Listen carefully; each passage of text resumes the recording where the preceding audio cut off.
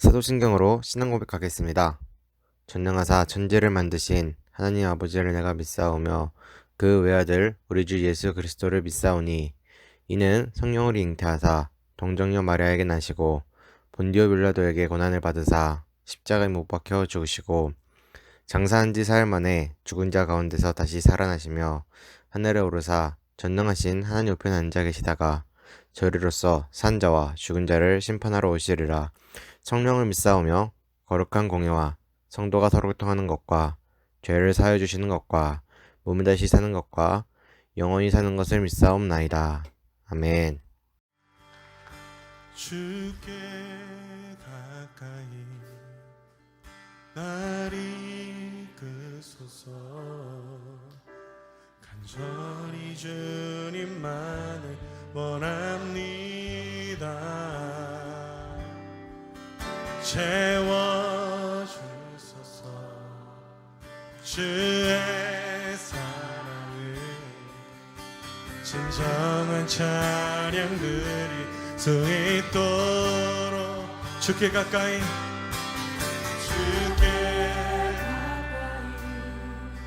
날 이끄소서. 간절히 주님만을 원합니다. 채워주소서. 주의 사랑을 진정한 찬양들이 수 있도록 나는 나의 영혼 주를 부르니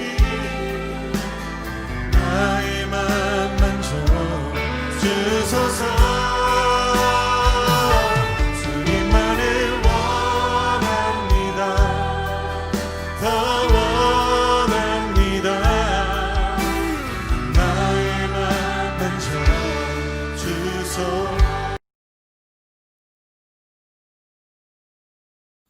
하나님 아버지 감사합니다. 오늘 또 코로나19로 다 같이 모이지 못해도 온라인으로 예배를 드릴 수 있도록 인도하시니 참으로 감사합니다. 우리 어린 영혼들이 다 같이 모여 교회에서 예배드려야 하나 지금 상황이 그러하지 못하여 온라인으로 예배드리게 됩니다. 온라인으로 예배드리게 되더라도 우리 어린 영혼들이 모두 함께 모여서 또 예배드릴 날을 기대하고 있사오니 주님 어서 속히 코로나19를 종식시켜 주셔서 우리가 교회에서 다 같이 모여 예배드릴 수 있는 날을 속히 주시옵소서.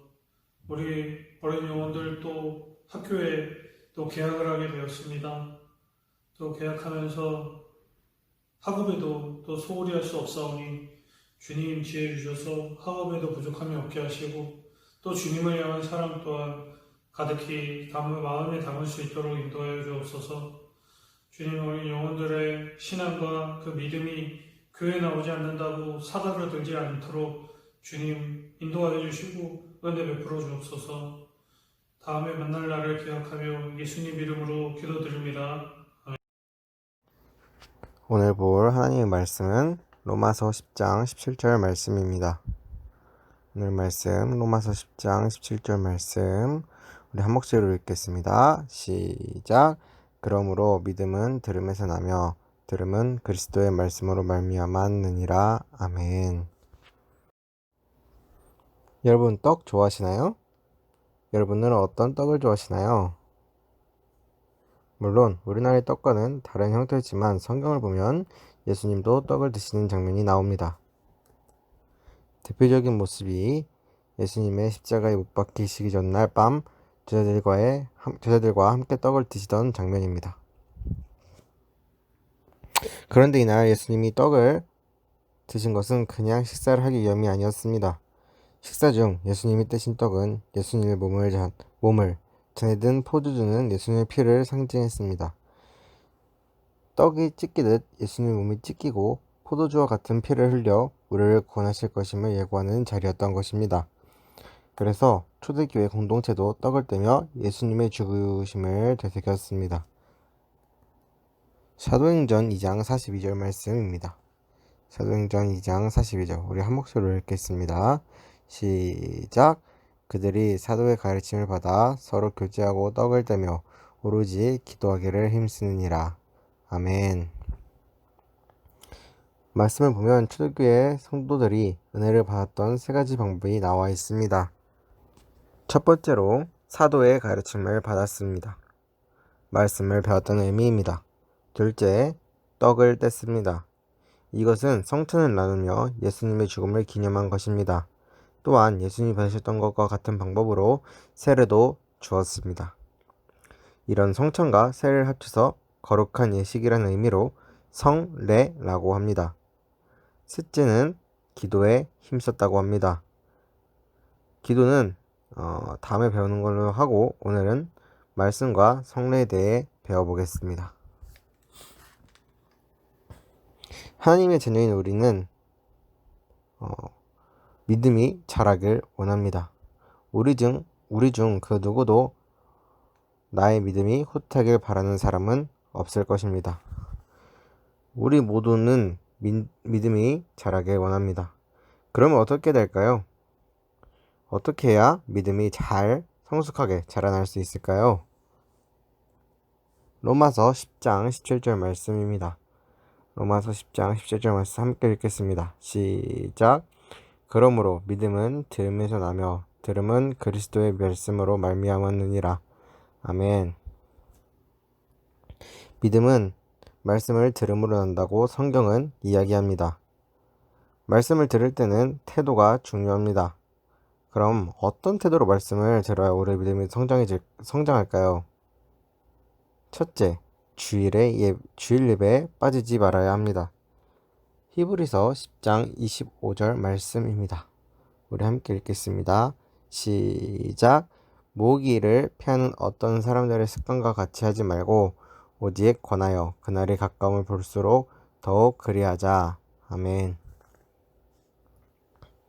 히브리서 10장 25절은 예수님이 다시 오실 마지막 때에 가까워질수록 사람들은 모이기를 힘쓰지 않을 것이라고 말씀합니다.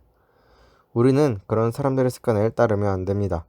교회에 오고 싶은 날은 오고 또 오기 싫은 날은 오지 않는 이런 태도로는 믿음이 자랄 수가 없습니다. 우리는 매주 주일 예배에 빠지지 않아야 합니다. 두 번째로 말씀을 사모하는 마음으로 들어야 합니다. 사모한다는 말은 간절히 원하고 사랑한다는 의미입니다. 베드로전서 2장 2절 말씀입니다. 베드로전서 2장 2절 말씀 함께 읽겠습니다. 시작. 갓난아기들 같이 순전하고 신령한 젖을 사모하라. 이는 그로 말미암아 너희로 구원에 이르도록 자라게 하려 함이라. 아멘.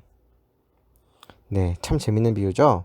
갓난아이가 엄마의 젖을 사모하는 마음으로 우리도 말씀을 사랑하라고 이야기합니다. 이처럼 우리는 말씀을 들을 때 사모하는 마음으로 들어야 합니다. 세 번째는 들은 말씀을 마음에 새겨야 합니다. 시편 119편 11절 말씀, 시편 119편 11절 말씀입니다. 함께 읽겠습니다. 시작. 내가 주께 범죄하지 아니하려 하려 주의 말씀을 내 마음에 두었나이다. 아멘. 시편 기자는 주의 말씀을 마음에 두었다고 말씀합니다. 마음이 있어야 행동으로 나오는 것처럼 말씀이 마음에 있어야 행동으로 실천될 수 있습니다. 따라서 우리도 들은 말씀을 마음에 새겨서 말씀대로 살려는 노력을 해야 합니다. 자, 그럼 정리해 볼게요. 매주 교회에 빠지지 않고 사모하는 마음으로 말씀을 들으며 들은 말씀을 마음에 새기며 행동으로 실천할 때 우리의 믿음은 자라납니다. 하나님이 우리에게 은혜를 주시는 또 다른 방법은 성례입니다. 성례는 거룩한 예식이란 뜻으로 성례에는 세례와 성찬이 있습니다. 여러분들은 세례가 무엇인지 알고 있나요? 예수님도 세례 요한에게 세례를 받으셨습니다. 예수님이 받으신 세례는 사실 침례였습니다. 예수님이 받으신 세례는 침례라고 하여 물에 온몸이 잠기는 것이었습니다. 그런데 오늘날에는 물에 다 들어가는 것은 번거롭기도 해서 머리에 물을 뿌리는 방식의 세례를 주기도 합니다. 하지만 의미는 같아요. 그렇다면 세례의 의미는 무엇일까요? 세례는 물이 있어야 합니다. 물은 더러운 것을 씻어내는 것입니다. 세례는 우리의 더러운 죄가 씻겨나간다는 것을 의미하는 예식입니다. 이전에는 죄인이었지만 이제는 더러운 죄가 씻겨지고 하나님의 자녀가 되었음을 의미하는 예식인 것입니다. 자, 그렇다면 두 번째, 성찬은 무엇일까요?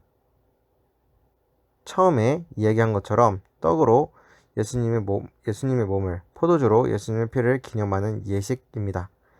이렇게 세례와 성찬을 성례라고 합니다.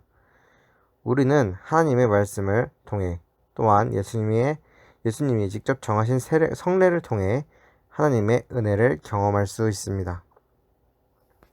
여러분은 매주 어떤 마음으로 말씀을 듣고 있습니까? 초대교회 당시 베레아 교회 성도들의 모습입니다. 어떤 모습인가요? 말씀을 열심히 보고 있는 것 같습니다. 베레아 교회 성도들이 어떤 태도로 말씀을 대했는지 사도행전 17장 11절 말씀을 새 번역으로 읽어보겠습니다. 새 번역 사도행전 17장 11절 말씀 우리 한 목소리를 읽겠습니다. 시작. 베레아의 유대 사람들은 데살로니가의 유대 사람들보다 더 고상한 사람들이어서 아주 기꺼이 말씀을 받아들이고 그것이 사실인지 알아보려고 날마다 성경을 상고하였다. 아멘. 베레아 교회 성도들은 바울을 통한 설교의 말씀을 아주 열정적으로 듣고 말씀을 듣는 것만으로도 모자라 매일 개인적으로 성경을 연구했습니다. 여러분들도 베레아 교회 성도들처럼 매주 말씀을 열심히 듣고 매일의 삶에서 말씀을 연구하여 말씀 안에서 믿음이 아주 쑥쑥 바르게 무럭무럭 자라는 여러분 되시기를 바랍니다. 요즘 코로나19를 통해서 교회에 나오지도 못하고 또한 예배가 침체되었습니다. 하지만 여러분들이 다시 한번 이 말씀을 통해서 모두 주님이 주시는 말씀을 사모하고 또한 늘 기도에 힘쓰며 정말 열정적으로 말씀을 들어 믿음이 쑥쑥 자라나길 원합니다. 여러분들이 하나님의 은혜를 받는 것은 어려운 일이 아닙니다. 매주 말씀에만 충실하여도 하나님께서는 여러분들에게 더할 나위 없는 은혜를 내려주실 줄 믿습니다. 잠시 기도하겠습니다. 하나님 아버지 감사합니다. 오늘도 이렇게 예배를 통해서 늘 말씀을 묵상해야 된다는 것을 깨닫게 해주심에 너무나도 감사합니다. 하나님, 저희가 코로나19를 통해 예배가 침체되고 예배가 피폐해졌습니다. 하지만 저희들은 더욱더 하나님 말씀을 열정적으로 들을 수 있는 마음을 허락하여 주시옵소서. 오늘 들은 말씀 정말 평생 잊지 않고 하나님의 은혜를 사모하며 말씀을 듣는 것을 사모하고 성례를 사모하는 우리 여러분 친구들이 될 수 있도록 주님 붙잡아 주시옵소서. 늘 말씀으로 깨우쳐 주시는 예수 그리스도의 이름으로 기도드립니다. 아멘. 잠시 광고하겠습니다. 예배를 드리시는 여러분들을 주님의 이름으로 진심으로 환영하고 축복합니다. 여러분들께서 꼭 오늘 배운 말씀처럼 늘 예배, 말씀에 힘쓰시길 바랍니다. 그래야 하나님께서 주시는 은혜를 더욱더 크게 사모할 수 있는 것인 줄 오늘 배웠으니 꼭 예배에 집중하시고 또 사모하시길 바랍니다.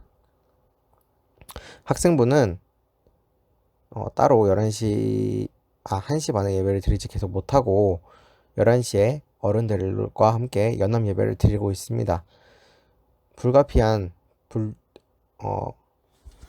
사정이 없으신 여러분들께서는 꼭 나오셔서 예배 드리시면 너무나 좋겠습니다.